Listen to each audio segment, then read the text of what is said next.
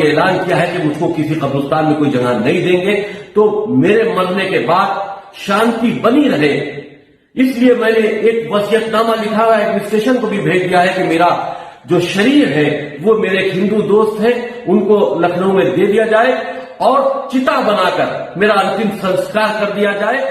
तो सुना आपने शिया सेंट्रल वक्फ बोर्ड के पूर्व अध्यक्ष वसीम रिजवी का ये बयान।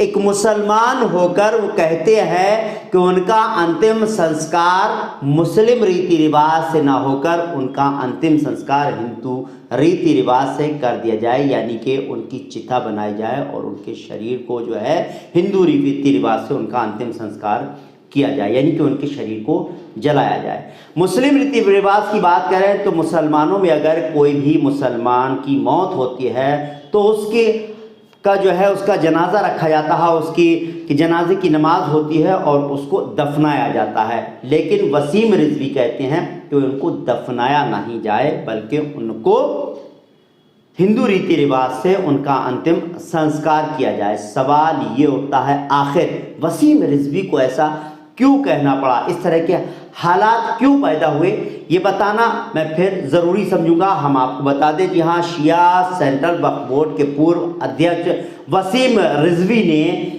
ऐलान किया है, जो आपने सुना है, कि मरने के बाद उनका अंतिम संस्कार कर दिया जाए। जी हाँ, इसके लिए उन्होंने वसीयतनामा भी तैयार कर लिया है। उन्होंने एक वीडियो जारी करने के बाद ये बात कही है कि उनका शरीर हिंदू दोस्तों को सौंप दिया जाए और उनका अंतिम संस्कार के डासना मंदिर के महंत नरसिम्हानंद सरस्वती उनकी चिता को अग्नि दें।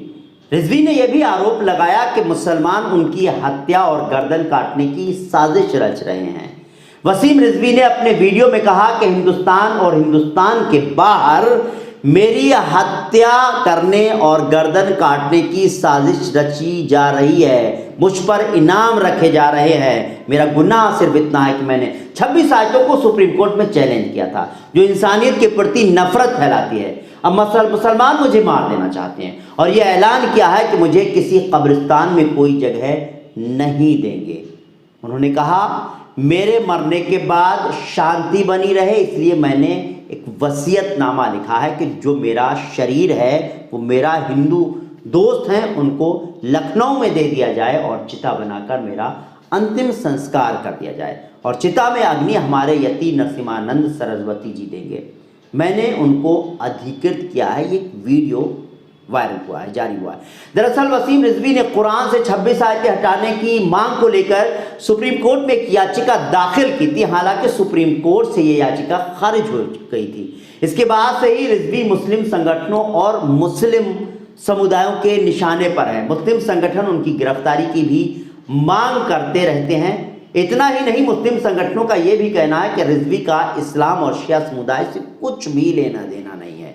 मुस्लिम संगठन रिजवी को चरमपंथी और मुस्लिम विरोधी संगठन का एजेंट बताते हैं।